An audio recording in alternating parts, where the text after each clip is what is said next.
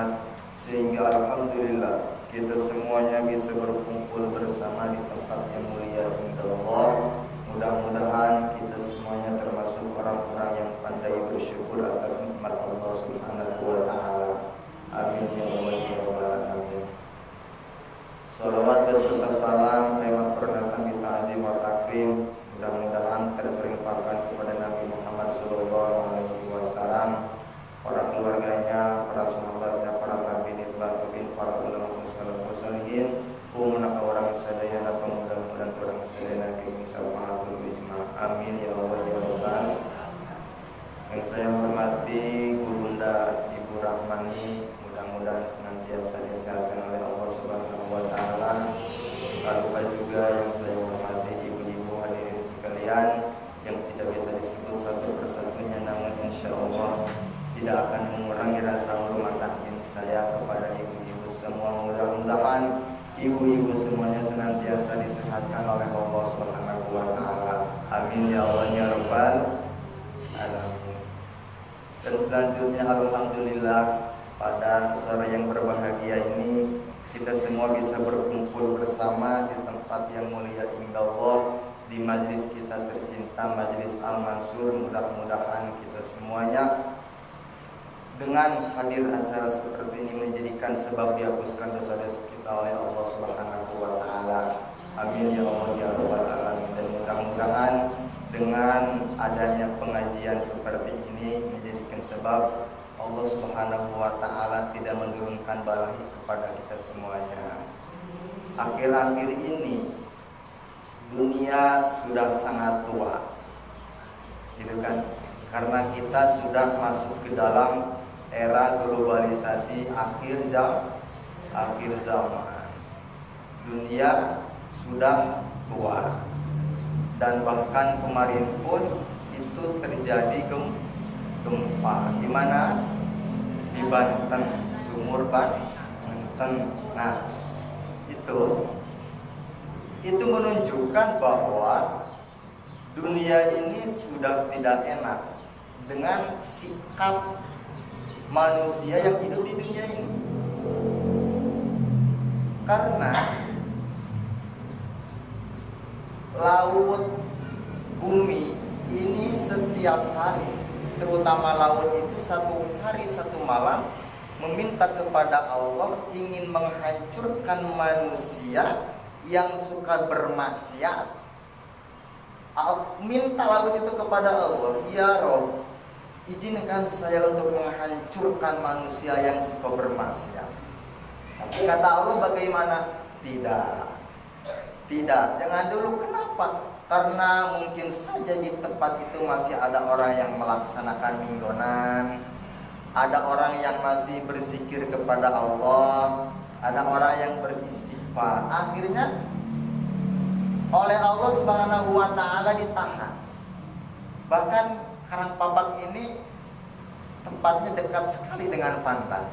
Betul gak? Jika seandainya nauzubillah semua tsunami, maka kita yang duluan di sini. Orang jauh akhiran.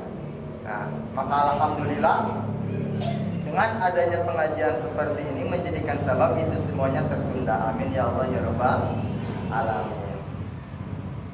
Maka luar biasa lah, orang yang suka beristighfar, mengaji itu pada hakikatnya adalah orang-orang yang sedang menyelamatkan dunia. Dan kita hidup di dunia ini tidak akan lama. Bukan berarti kita tidak akan meninggal, tetapi belum giliran. Saya barusan lewat ke sini di Gadok ada innalillahi, berarti ada orang yang meninggal.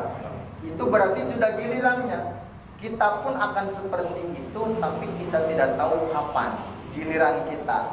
Sebab kullu nafsin za'iqatul, kulnya itu dalam ilmu mantek kul jami, kul fardin min afrodil makhluk, maut, meninggal semuanya. Cuma kita belum mendapatkan giliran.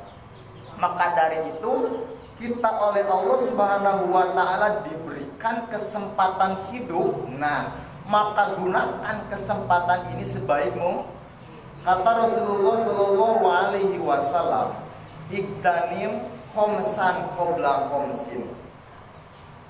If al khomsata asya'a qabla husuli khomsi halatin. Gunakanlah 5 perkara sebelum datang 5 perkara. Mana yang pertama? Sababaka qabla haramika.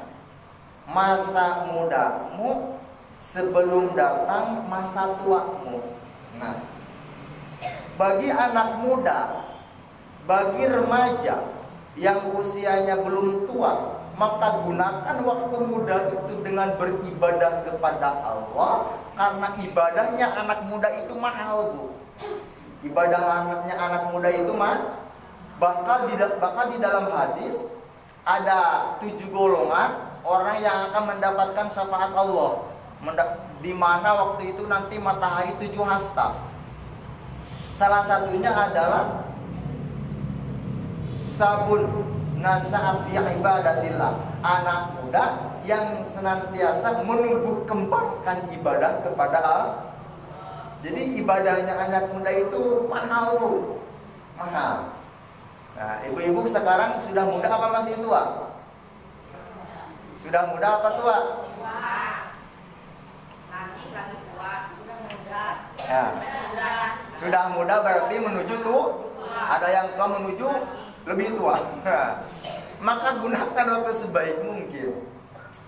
Karena umat Rasulullah Shallallahu Alaihi Wasallam itu usianya tidak lama, baina sitin wa sab'in, antara 60 sampai 70. Rasul wafat tahun berapa? Berapa tahun usianya ibu? 60. Ibu-ibu ada yang sudah 63?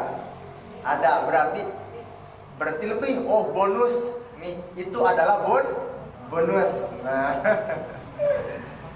gunakanlah waktu sebaik mungkin. Waktu masa muda itu jangan disantui-santui, karena orang santuy tidak akan sukses. Apa? Mencari ilmu, betul kan? Berbenah diri sebelum menikah, sebelum berumah tangga, sebelum dan sebelum-sebelumnya kita berbenah diri, perkaya diri kita dengan ilmu. Jangan sampai kita dewasa tanpa ilmu, tanpa pengetahuan, tanpa knowledge. Jadi usia itu harus berbanding lurus dengan knowledge, dengan pengetahuan. Hari ini tidak. Kebanyakan remaja santuy megang HP. Padahal waktunya mencari ilmu, sungguh-sungguh. Ibu-ibu luar biasa, rajin. Karena orang yang rajin mencari ilmu seperti ibu-ibu ini, maka akan Allah Subhanahu wa taala gampangkan menuju surga. Man salakalahu tariqan, man salakalahu tariqan yaltamisu bihi ilma, man salakalahu tariqan ilman sahalallahu bihi tariqan ila jannah. Siapa orang yang mencari ilmu agama, maka orang tersebut oleh Allah Subhanahu wa taala akan digampangkan jalan menuju surga. Ya tamisu bihi ilman. Jadi kita itu senantiasa menuntut ilmu seperti ini. Maka yakinkan kita oleh Allah Subhanahu wa taala akan diberikan jalan menuju surga. Gampil jalan menuju surga itu. Karena kita memang dituntut oleh Allah Subhanahu wa taala untuk mencari ilmu. Bahkan kata-kata orang Arab mengatakan utlubul ilma minal mahdi ila lahdi. Dari sejak kita lahir sampai kita nanti wafat pun itu diwajibkan kepada kita untuk mencari ilmu, kan? Nah, maka waktu muda itu gunakan sebaik mungkin sebelum datang masa tua. Karena ibu-ibu sudah tua, kan? Sudah tidak muda lagi, betul gak? Maka gunakanlah masa tuamu sebelum datang waktu habis. Sudah masa tenggang, gitu kan? Kemudian yang kedua, wasihataka qabla sukmika. Masa sehat Anda sebelum datang masa sakit. Nah, Mumpung kita diberikan kesehatan oleh Allah Subhanahu wa ta'ala, maka gunakan waktu kesehatan ini agar senantiasa selalu beribadah kepada Allah. Kenapa? Karena jika kita sakit, maka kita itu dalam beribadah agak lemot, loading, betul gak? Mungkin ibu-ibu pernah merasakan atau bagaimana sakit gitu kan, paranastiris, luar biasa bu ya, sakit seperti itu kan, mau sholat pun susah, mau kemana-mana susah. Nah, alhamdulillah kita diberikan kesehatan oleh Allah yang wajib untuk kita syukuri. Sebenarnya kita belum mensyukuri apa yang telah Allah berikan kepada kita semuanya. Belum. Kita bisa kencing bebas, itu kan nikmat yang luar biasa. Bisa kencing bebas, bisa BAB bebas. Coba di rumah sakit banyak orang yang ingin kencing pun susah. Prostat tuh, prostakur tersendat, itu kan sakit, tuh kan. Kita itu tidak seperti itu, alhamdulillah. Yang wajib kita syukuri. Kita sekarang masih sehat, masih diberikan kesempatan oleh Allah Subhanahu wa ta'ala kesehatan, maka gunakan kesehatan ini untuk menuju jalan berzikir dan lain sebagainya. Karena jika kita sudah tidak sehat lagi, wah bahaya bu. Apalagi penyakit ini sudah di mana-mana. Maka ibu-ibu jaga kesehatan, pola makan teratur, jaga sistem kehidupan, rajin mandi, gitu kan? Jangan terlalu banyak makan, itu juga tidak baik, gitu kan? Karena orang yang banyak makan akan banyak dagingnya. Orang yang banyak dagingnya akan banyak syahwatnya. Orang yang banyak syahwatnya akan banyak dosanya.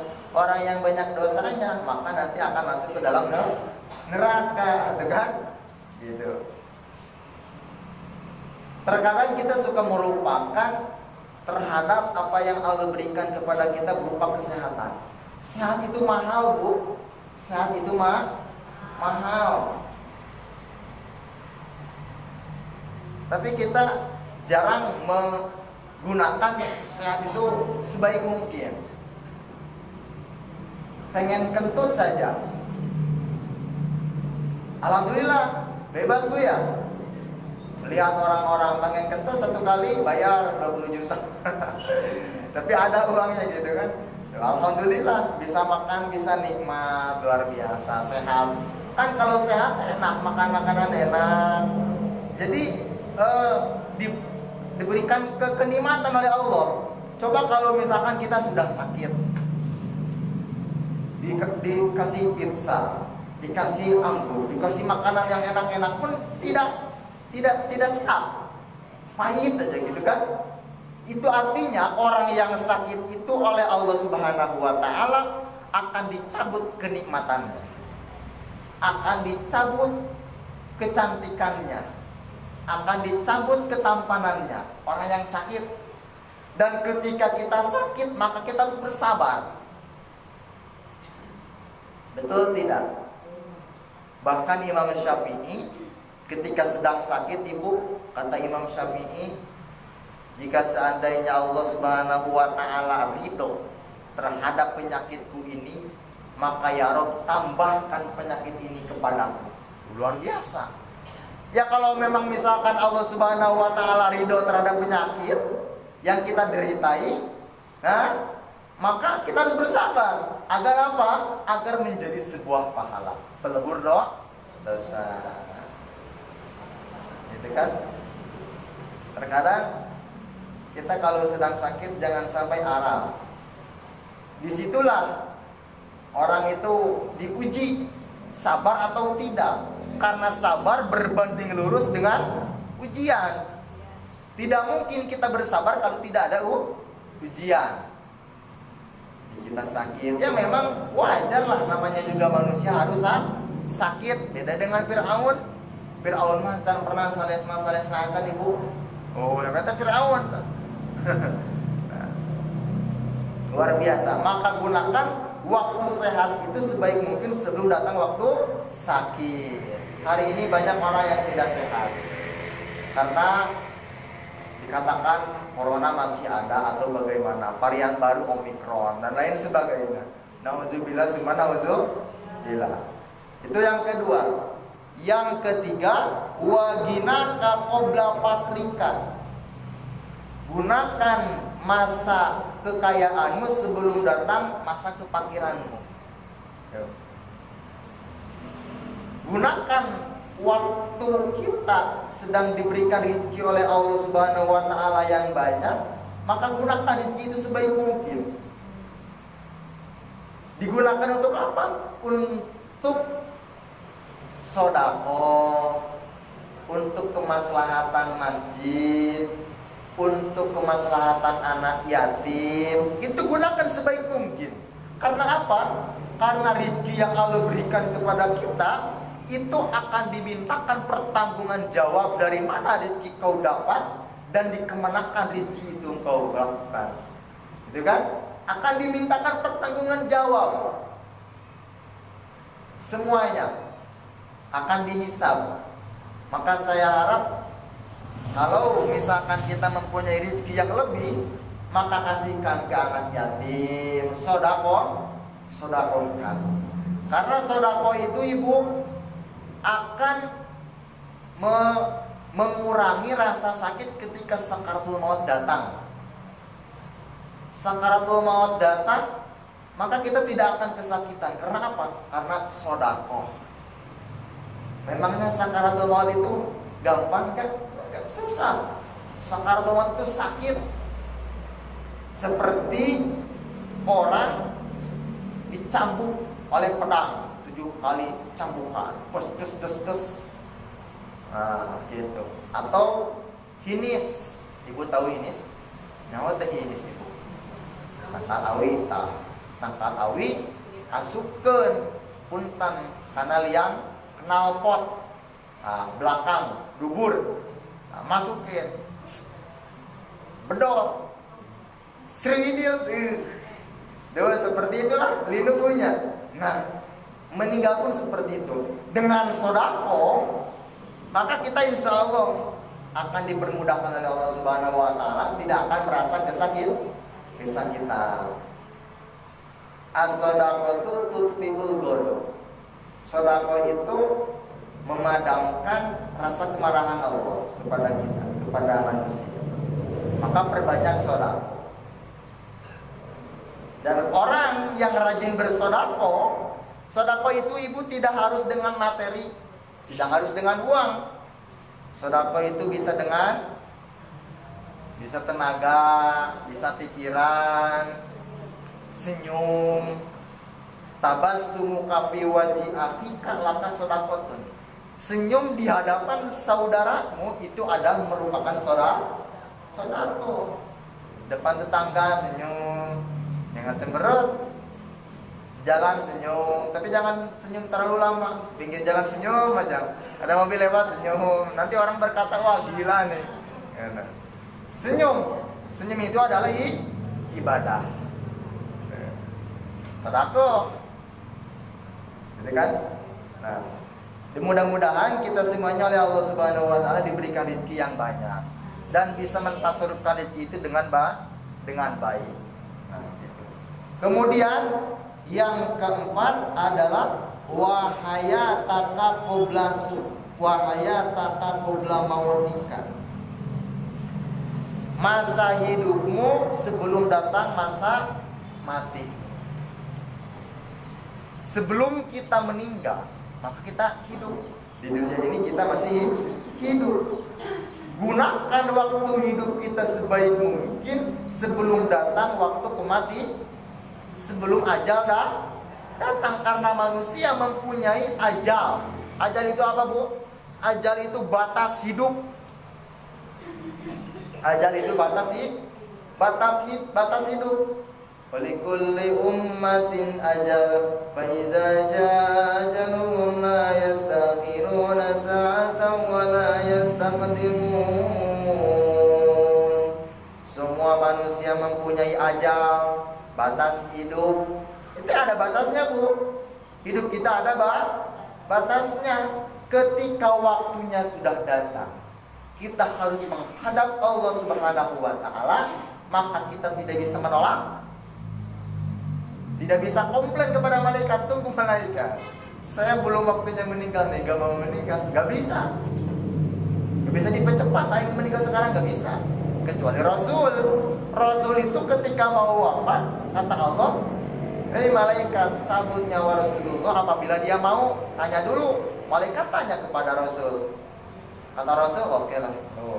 Rasul itu diberikan dulu pilihan, mau sekarang atau mau kapan. Saya kata, kalau tidak, enggak. Bayangkan, kita diberikan tahu oleh malaikat bahwa kita meninggal itu kapan. Maka kita tidak akan enak makan itu dan sebagainya. Tapi kita bisa mempersiapkan diri untuk menghadap Allah. Karena manusia tidak akan meninggal sebelum rezeki yang Allah berikan, jatah rezeki kita yang Allah berikan kepada kita sudah kita terima. Umpamanya, rezeki saya ini tinggal 1 air gelas. Ini misalkan, contoh, bismillah.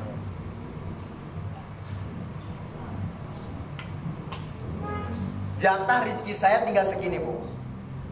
Kalau jatah rezeki saya habis, maka di situ waktunya saya meninggal. Jadi meninggal itu sesuai dengan jatah rezeki yang diberikan. Kalau misalkan ibu diberitahu oleh malaikat, jatah rezeki ibu sekarang 1 kali makan selesai, wafat, kayaknya sampai besok pun gak akan makan. Kenapa gak makan? Mati. Kenapa gak makan? Mati. Karena jatah kita itu tinggal 1 piring. Tuh kan? Udah gak enak makan juga. Tuh.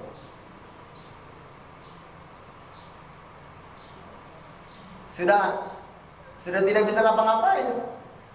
Nah, tapi enak kalau misalkan dikasih tahu. Kita kan bukan waliullah, tidak tahu kapan meninggal. Beda dengan para wali. Wali itu sudah tahu kapan meninggalnya. Wali sudah tahu. Aulia Allah itu kan sudah, kekasih Allah itu tahu akan apa? Akan surga dan neraka. Lauhul Mahfuz tahu. Maka kita beribadah pun sebenarnya bukan karena ingin surga dan neraka, Bu. Di dalam ilmu tasawuf kita beribadah itu karena Allah. Bukan takut kepada surga dan neraka. Wa syauqun minal jannah, bukan karena rindu kepada surga, bukan takut neraka, bukan. Ada suatu kisah, seorang wali, Abu Yazid Al-Bustami, ibadahnya rajin. Ditanya oleh malaikat, "Hei Abu Yazid, apa kau tidak tahu bahwa nama kau itu terpampang di akhirat, yaitu sebagai ahli neraka? Tapi kau masih rajin ibadah, padahal kau sendiri sudah tahu bahwa tempatmu nanti di neraka," kata malaikat. Kata Abu Yazid, seorang aulia Allah, seorang wali. Kemudian Abu Yazid bilang, "Hei malaikat, saya beribadah ini bukan karena takut kepada neraka, bukan karena ingin masuk surga, bukan. Saya beribadah ini sesuai dengan perintah Allah. Allah menciptakan saya agar saya beribadah. Maka saya lakukan apa yang Allah perintahkan. Bukan karena saya ingin masuk surga, takut di neraka, tidak. Kalaupun saya masuk neraka, kalau Allah ridho, ya gak problem." Kemudian setelah itu, jawaban Abu Yazid yang luar biasa, keikhlasan dalam beribadah. Akhirnya nama tersebut dirubah, terpampang di neraka menjadi ahli surga. Kemudian Abu Yazid bilang lagi kepada malaikat, "Hei malaikat, kenapa alasannya saya bisa masuk neraka, terpampang nama saya di neraka? Alasannya apa?" Lalu bilang, kata malaikat, "Begini, sewaktu kamu Abu Yazid Al-Bustami usia 15 tahun, nah, orang tua itu, ibumu mau menyuruhmu membeli sayur. Kamu sedang berada di dalam kamar. Kemudian Abu Yazid itu pura-pura tidur agar tidak disuruh membeli sayur. Atas itulah pura-pura tidur agar tidak disuruh oleh orang tua membeli sayur, maka itu sudah dosa dan menjadikan sabab masuk ke dalam neraka. Cuma pura-pura tidur di rumah nih, kita punya anak mau disuruh membeli sayur, pura-pura tidur anak tersebut, pura-pura tidur padahal nggak tidur. Supaya apa? Supaya tidak disuruh. Maka itu sudah dosa, Bu. Itu sudah dosa. Nauzubillah summa nauzubillah. Bagaimana kita pada orang tua dulu gitu kan dulu. Nah, bagaimana kita? Nah, sekarang istighfar. Itu kan? Jadi luar biasa.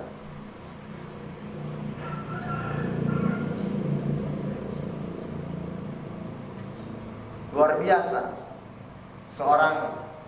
Seorang wali ibadahnya seperti itu. Tidak mengharapkan surga, tidak takut dengan neraka.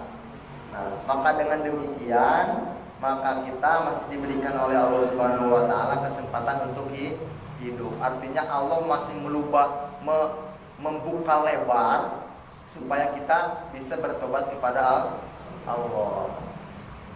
Dengan cara apa? Dengan cara memperbanyak membaca istighfar. Astagfirullah. Dengan memperbanyak membaca istighfar, tasbih, salat tahajud, gitu kan? Kita harus berbekal diri untuk menuju akhirat karena perjalanan kita masih panjang. Perjalanan kita masih panjang. Jangan terlena hidup di dunia. Kita tidak tahu kita akan kapan meninggal. Maka waktu hidup kita ini gunakan sebaik mungkin sebelum kita nanti meninggal. Gitu kan? Nah. Yang keempat, Bu, itu ya. Yang terakhir, wa farogoka qabla suglika, masa senggangmu sebelum datang masa sibukmu. Kita kan kalau ada waktu senggang-senggang begini, nah, maka gunakan sebaik mungkin. Umpamanya tidak ada pekerjaan rumah sudah beres, sudah istirahat, maka gunakan waktu itu sebaik mungkin dengan apa? Dengan membaca Al-Quran, dengan berzikir. Itu, Bu. Dengan membaca Al-Quran. Ibu-ibu punya hancak Quran? Harus punya hancak Quran. Harus, Ibu. Sebagai bekal nanti kita di alam kubur. Minimal 1 tahun tamat 2 kali. Itu lama. Minimal 3 bulan 1 kali. Yang penting ada hancak Quran aja, Bu. Gak bisa satu hari 1 malam selembar, gak apa-apa. Setengahnya sama cross, setengahnya gak bisa. 5 jajar gak bisa, saya jajar tuh. Yang penting istiqomahnya itu loh. Yang penting istiqomahnya. Yang susah itu istiqomahnya, Bu. Nah, itu waktu senggang. Kita kan sebelum datang waktu sibuk, gunakan waktu senggang ini sebaik mungkin. Saya waktu senggang, ya ngaji, mumpung mencari ilmu, baca-baca. Makanya ibu juga tanamkan kepada anak-anak. Anak-anak itu sekarang waktunya itu banyak. Sangat senggang, sangat leluasa. Terkadang waktunya itu digunakan main gadget. Itu bahaya, Bu. Kasih buku tentang keteladanan Rasulullah. Baca anak-anak itu lebih bermanfaat itu daripada pegang gadget. Sekarang itu Mobile Legends, ya kan? Luar biasa. Sekarang media sosial itu sudah melampaui batas. Maka kita harus bisa meminimalisir. Gunakan waktu senggang kita sebelum datang waktu sibuk. Kalau kita sudah sibuk, aduh susah, Bu. Sudah sibuk ini harus bikin ini, bikin itu. Harus selesai skripsi, harus lanjut S2, harus mondok sama kuliah, harus itu. Kalau sudah sibuk luar biasa, maka gunakan waktu senggang itu dengan memperbanyak ibadah kepada Allah. Dapat dipahami, Ibu? Kira-kira Ibu banyak waktu senggang tidak? Banyak? Alhamdulillah tuh. Daripada sibuk gak jelas ya, Bu ya. Tunggu manuk. Nah, sambil tunggu manuk, bawa tasbih, sambil wirid. Allahumma sholli ala sayyidina Muhammad, baca selawat. Kan nanti luar biasa itu. Di sawah bawa tasbih, Allahumma sholli ala sayyidina Muhammad, Allahumma sholli ala sayyidina Muhammad. Itu Bu, bisa. Makanya kemana-mana ibu harus bawa tasbih. Ibu mah gak gitu dah. Harus bawa tasbih. Geber-geber manuk, pakai tasbih. Oh. Sedekah atau ka manuk. Kembali gitu. Nah, itu sabari tunggunya namina. Tunggu di sawah. Tunggu ta eta. Sabari di sawah teh baca sholawat luar biasa. Allahumma sholli ala sayyidina Muhammad, Allahumma sholli ala sayyidina Muhammad. Karena Rasul tidak akan kenal kepada umatnya apabila umat tersebut tidak baca sholawat. Alangkah indahnya di saat kita nanti Rasul bilang kepada kita dengan menyebut nama kita. Keren gak? Rasul memanggil kita dengan nama kita. Keren luar biasa. Nanti kita bilang, nanti Rasul bilang kepada saya, gitu kan? Oh, Rasul tahu nama saya. Kata Rasul, salawatmu yang kau baca sewaktu hidup itu sampai kepadaku. Dan saya kenal kepada umatku manakala umatku sering membaca salawat. Jika tidak baca salawat, saya tidak kenal. Dan orang membaca salawat itu berbakti kepada orang tua secara tidak langsung. Kenapa? Karena satu salawat yang kita bacakan itu dihantarkan oleh malaikat kepada Rasul. Dibilangkan oleh malaikat kepada Rasul, ya Rasulullah, An Fulan bin Fulan membaca salawat kepadamu. Tuh, An Fulan bin Jaid bin, misalkan Jaid bin Khalid misalkan. Tuh. Jadi secara tidak langsung kita mengenalkan orang tua kita bersama kita kepada Rasul. Jadi Rasul kenal. Maka dari itu perbanyak membaca sholawat di saat semua ibadah tertolak. Di saat semua ibadah tertolak, maka sholawat itu yang akan menjadikan syafaat bagi kita masuk ke dalam surga. Maka dimanapun kita hidup, dimanapun kita waktu karena pikul waktu makalin karena dimanapun kita berada, maka kita perbanyak membaca sholawat. Mumpung kita masih hidup, mumpung kita diberikan kesempatan leluasa oleh Allah, maka kita gunakan waktu itu untuk bersolawat kepada Rasul, membaca istighfar dalam hati, astagfirullah. Dapat dipahami ibu? Jadi itulah poinnya. 5 perkara sebelum datang 5 perkara. Pertama tadi, waktu muda sebelum datang waktu tua. Gunakan sebaik mungkin. Waktu sehatmu sebelum datang waktu sakitmu. Kemudian yang ketiga itu adalah masa kekayaanmu sebelum datang masa kefakiranmu. Kemudian yang keempat, masa hidupmu sebelum datang waktu mati. Yang terakhir, masa kesenggangan sebelum datang waktu kesibukan. Maka gunakan itu sebaik mungkin dan mudah-mudahan kita bisa menggunakan waktu dengan baik dan menjadikan sebab kita semuanya diampuni oleh Allah Subhanahu wa taala dan bisa berbekal diri untuk kehidupan yang abadi yaitu akhirat. Amin ya Allah ya rabbal alamin. Mudah-mudahan ada manfaatnya. Terima kasih atas segala perhatian. Mohon maaf atas segala kekurangan. Wassalamualaikum warahmatullahi wabarakatuh.